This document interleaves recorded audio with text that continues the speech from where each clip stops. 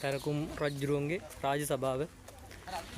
මේකේ පල්ලෙහැම මෙන්න මේ කොටස සිංහ රූප තමයි මේ තියෙන දිගටම එක පෙළට. මේ යටම ඇත් රූප වලින් තියෙනවා. ඊට උඩින් තමයි සිංහ රූප තියෙන්නේ. ඊට උඩින් වාමන රූප ටික තියෙනවා. ඒ ටික ඔයාලට පේනවා ඇති. ඉතින් අපි යන් මේ තියෙන කොරවක් ගල් දෙක. එතකොට කොරවක් ගලට ගලේ සිංහ රූපයක් වගේම මුරගලක් නිරූපණය වෙනවා. ඉතින් යන් අපේ ඇතුළට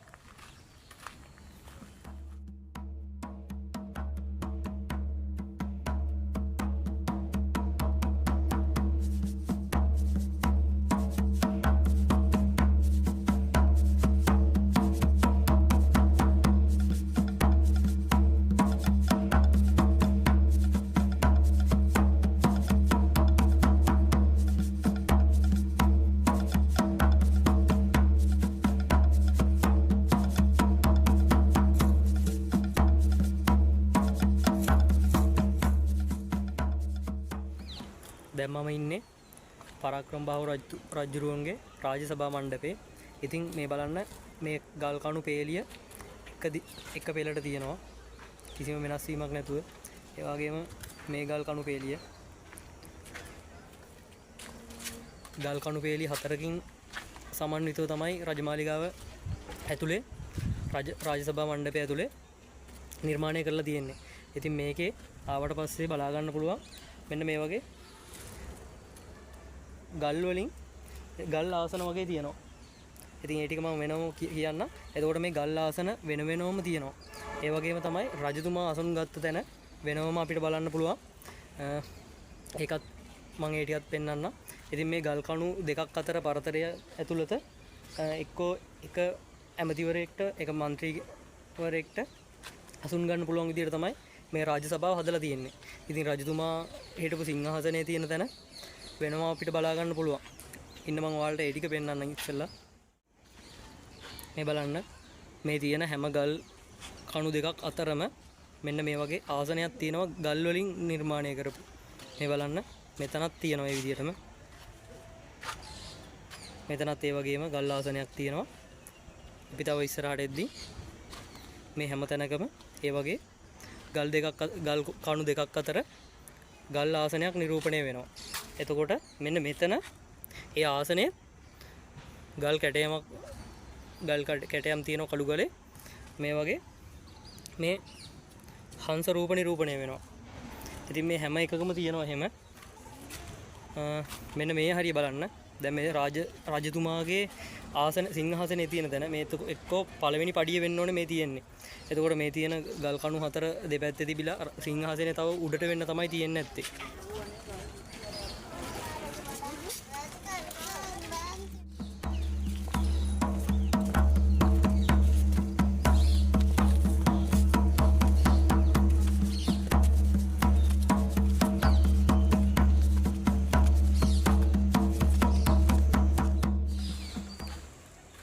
දැන් ඉතින් අපි පැරකුම් රාජ සභාව බලලා දැන් අපි පැරකුම් රාජ සභාවට වම් පැත්තට වෙන්න කුමාර පොකුණ කියලා තියෙනවා. ඉතින් මෙතන තමයි ඒ කුමාරවරු ස්නානය කරපු තැන කියලා සඳහන් වෙන්නේ. ඉතින් මේ රජමාලිගාව ඇතුලේ සම්පූර්ණයෙන්ම මේ තියෙන හැම දෙයක්ම පරිහරණය කරන්නේ කුමාරවරු.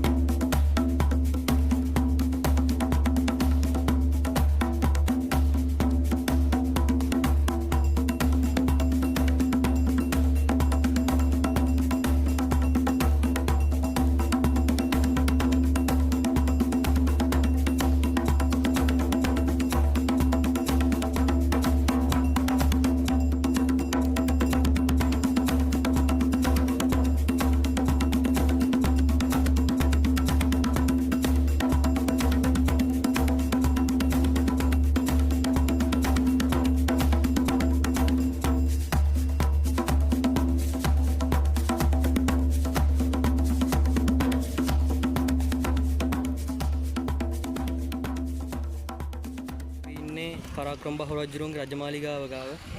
ඉතින් මේ තියෙන රජමාලිගාව මෙන්න මෙතන ලිපියක් සඳහන් කරලා තියෙනවා. පරාක්‍රම බහු රජුරුව ක්‍රිස්තු වර්ෂ 1153යි 1186යි. ඔහු විසින් පොළොන්නරුවේ ඉදිකළ විජ්‍යෝත්පාය හේවත් වෛජන්ත ප්‍රසාදය නම් වූ සත්මහල් මාලිගාව මෙයයි. ශක්‍ර දේවේන්ද්‍රයන්ගේ වාසභවනයේ හැඳින්වෙන එම නම තම අලංකාර මාලිගාව සඳහා යෙදීමෙන් පෙනෙන්නේ රජු සහ දෙවියන් සමානයයි සංකල්පයක් ප්‍රචලිත කිරීමේ අවශ්‍යතාවය එකල පැවති බවය. මෙම මාලිගයේ එහි මූලික බිම් සැලැස්ම අනුව 12 වන සතවර්ෂයේ අනුරාධපුරයේ විජයබා මාලිගයටත් පසුව පඬුවස් නුවර සහ යාපහුවේ මාලිගාවටත් සමාන වේ. මෙහි තිබුණු බව කියන මහල් 7න් 3 වන අවශේෂය තවමත් හඳුනාගෙන ඇත හැකිය. විශාල දැවබාල්ක සහ ඒ ආශ්‍රිතව කරපු වහල පිළිබඳව සඳහනක් තමයි එතන තියෙන්නේ. එතකොට මේ මාලිගාව මහල් 7කින් යුක්තව තමයි නිර්මාණය කරලා තියෙන්නේ. ඒ වගේම ඒ ගැන සම්පූර්ණයෙන්ම වංශ කතාවල සඳහන් වෙනවා. ඒ වගේම තමයි මේ තියෙන මාලිගාවට තියෙන ප්‍රධාන පිවිසුම. එතකොට මේ මහල් 3ක් දැනට පේන්න තියෙනවා. ඊතුරු මහල් 4 පේන්න නැහැ. ඉතින් අපි ගිහිල්ලා බලමු රජමාලිගාව පැත්තට කොහොමද ඇතුළට ගිහිල්ලා බලා ගන්න පුළුවන් වෙන්නේ කියලා.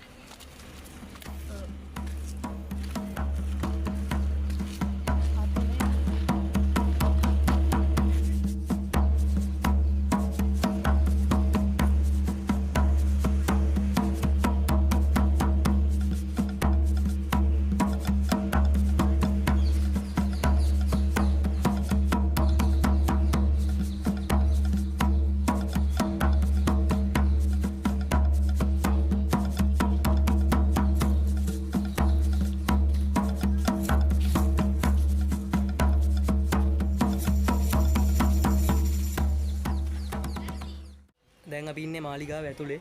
ඉතින් මේ මාලිගාව සම්පූර්ණයෙන්ම බිත්ති පවා විනාශ කරලා ඔයාලට බලා ගන්න පුළුවන්. ඒ කාලේ ගිනි තිබ්බට පස්සේ මේ තියෙන්නේ පස් කුට්ටි වල මේ උණු වෙච්ච පාරවල් ඔයාලට බලන්න පුළුවන්. මේ උණු වෙච්ච ඒවා. ඉතින් උණු වෙලා වැක්කිරිලා තියෙන්නේ. ඉතින් කාලිංග මාගලා එතකොට මේවා විනාශ කරලා ගිනිබත් කරලා එතකොට ගිනි තියලා මාලිගාව විනාශ කරලා දැන් නැත්තම් අපිට මීට වඩා හොඳ ඉතිහාසයක් අපිට හොයාගන්න පුළුවන් මේ අපේ ප්‍රෞಢ ඉතිහාසයක්. ඉතින් යාලත් මේවා විනාශ කරලා දාලා ඊට පස්සේ සුද්ධෝ අපි අපේ ඉතිහාසය සම්පූර්ණයෙන් විනාශ කරලා දැම්මා. ඉතින් විවිධ ආක්‍රමණත් එක්ක අපේ රාජධානි විටින් විට බිඳ වැටුණා. ඉතින් අපිට මේ තියෙන සෙල්ලිපි ඒ වගේන් තමයි අපේ ඉතිහාසය පොඩ්ඩක් හරි හොයාගන්න පුළුවන් සාක්ෂි හම්බ වෙන්නේ.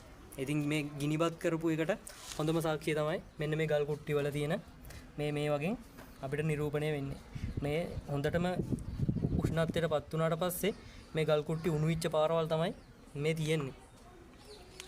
ඉතින් ඒ වගේම මේ බිත්ති වල තනින් තන ගිනිගත්ත තැන් වල සාක්ෂි දැනට මෙතනට ආවට පස්සේ බලා ගන්න පුළුවන්. ඔයාලත් ඇවිල්ලා මේ මාලිගාව බලන්න. මෙච්චර මේ මහල් 7කින් යුක්ත මාලිගාව මහල් 3ක් තමයි අපිට දැනට මේ බලා ගන්න පුළුවන් වෙන්නේ. ඉතින් ඊතුරු මහල් 4ම සුණු විසුණි කරලා දාලා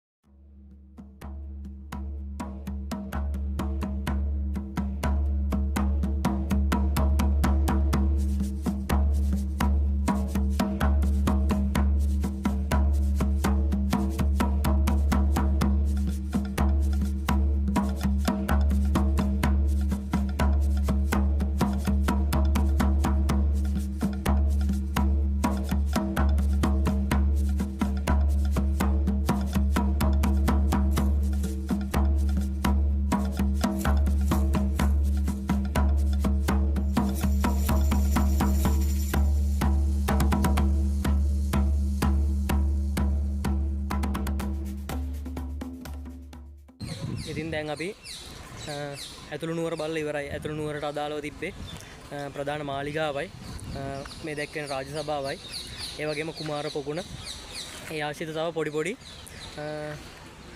ඒ කියන්නේ කාලෙන් කාලයට ඒ කියන්නේ නිශ්ශංකමල් රජුරෝ පරාක්‍රම බාහු රජුරෝ විජය බාහු රජුරෝ ඒ කට්ටියම මේ මාලිගාව මූලික කරගෙන තමයි තමන්ගේ රජකම් කරලා තියෙන්නේ.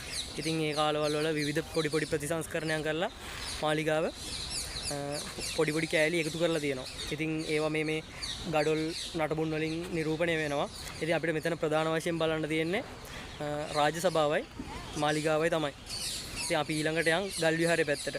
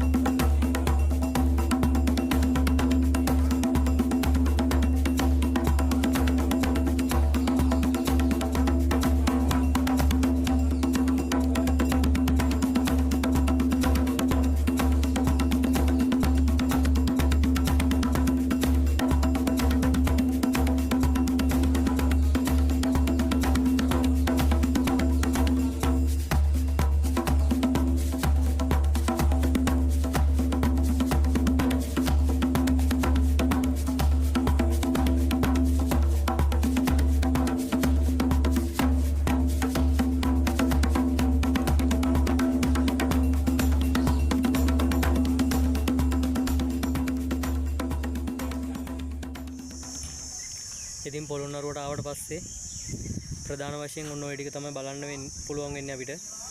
එතකොට අපි මුල්ම දවසේ ආවේ ඇතුළු නුවරට නෙවෙයි. ආපු ගමම පොළොන්නරුවේ අපි ඇවිදින්න පටන් ගත්තේ රන්කොත් වෙහෙර ඒ ටිකත් එක්ක. ඊට පස්සේ ඔයාලට ගෙනාපු ඊළඟ වීඩියෝ එක තමයි රජමාලිගාවයි. ඒ කියන්නේ ඇතුළු නුවර, ඊට පස්සේ දළදා මළුවයි, ඊට පස්සේ මේ අවසානට පැහැදිලි කිරීම කරපු ගල් විහාරයයි. එතකොට මේ ගල් විහාරය ගැන විශේෂයෙන් කියද්දී ඒ ගල් විහාරයේ තියෙන කළුගලේ නෙලන ලද ඒ බුදු පින්තූර මොන වගේ කොහොම තාක්ෂණයකින්, ඒ කියන්නේ අපිට දැන් ඔය තියෙනවා වගේ ග්‍රයින්ඩර්, වැලි කඩදාසි ඒවා තිබිලත් මේ වගේ නිර්මාණ කරන්න බෑ. ඉතින් ඒ වගේ නිරූපණය කරන දේවල්, ඒ කැටයම්, ඒ දේවල් අපිට කියලා නිම කරන්න බෑ. කොච්චර ඒ කියන්නේ මොන වගේ මේවා නිර්මාණය කරාද, මොන වගේ කලාකරුවෝ හිටියද කියලා අපිට හිතා ගන්නවත් බෑ. ඉතින් මේ ටික තමයි ඔයාලට පොළොන්නරුවේ විශේෂයෙන් පෙන්වන්න තිබ්බේ. අපි තවත් වීඩියෝ එකකින්, අලුත් වීඩියෝ එකකින් හම්බ වෙමු. මම හිතනවා ඔයාලට මේ ගෙනාපු වීඩියෝ ටික ප්‍රයෝජනවත් වෙන්න ඇති කියලා.